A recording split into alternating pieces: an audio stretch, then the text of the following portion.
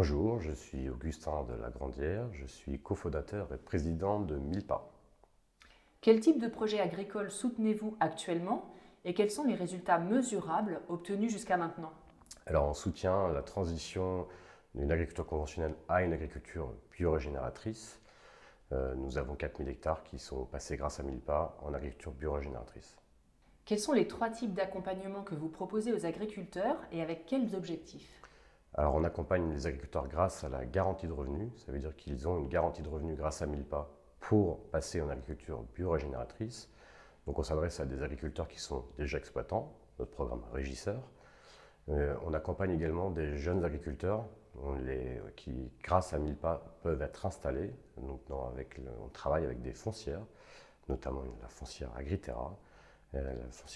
Cette foncière achète des terres, les loue à une société d'exploitation et nous garantissons un salaire mensuel à ces jeunes agriculteurs, plus la majorité des dividendes. On accompagne au quotidien les agriculteurs qui travaillent avec nous dans leur stratégie opérationnelle, dans leur choix d'assolement, dans leur choix de culture, nos choix d'association de culture. Nous avons nos directeurs de territoire qui sont aux côtés des agriculteurs au quotidien, au cœur des territoires. En quoi le modèle que vous proposez est également une solution au changement climatique? Il y a une solution au changement climatique pour de multiples raisons. L'agriculture biorégénératrice en fait, transforme le CO2 de l'air en sol. Nos sols ont besoin de carbone, c'est un élément vital pour le fonctionnement des sols. Avec toutes ces techniques, le sol devient vivant, il rentre dans un process d'auto-fertilité.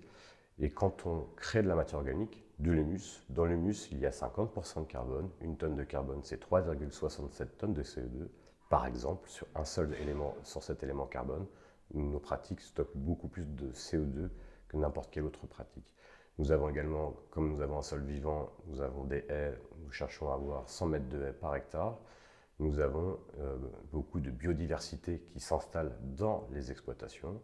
Nous pouvons constater que si cette pratique était effectuée sur l'ensemble des exploitations françaises, il y a 12 millions d'hectares en grande culture, 25 millions d'hectares au total, nous pourrions résoudre l'équation climatique à l'échelle française, mais ça fonctionne aussi à l'échelle européenne et au niveau mondial.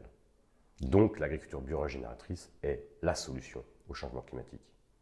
Est-ce que les agriculteurs vous posent des questions avant de se lancer de ce genre de pratique et quelles réponses vous leur donnez? Bien sûr, ils nous posent beaucoup de questions, mais nous avons beaucoup de chance parce que tout ce que l'on fait se voit. Donc en fait, plutôt que des questions, ils vont voir nos exploitations qui tournent déjà.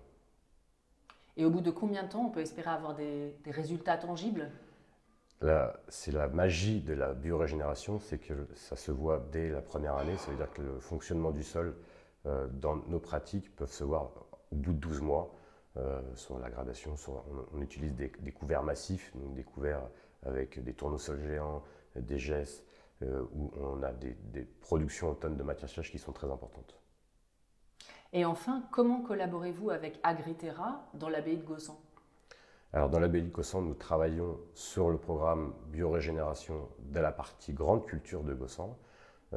Ce qui est assez génial à Gaussen, c'est c'est un climat qui est difficile et donc du coup on peut mettre en exergue des solutions qui sont encore plus fortes.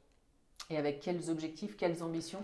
L'objectif il est même partout, créer de la matière organique, avoir un sol vivant, un sol fertile, avoir un sol toujours couvert avec la couleur verte et dans un système semi-aride. C'est un défi et Milpa adore les défis. Merci beaucoup Augustin. Merci.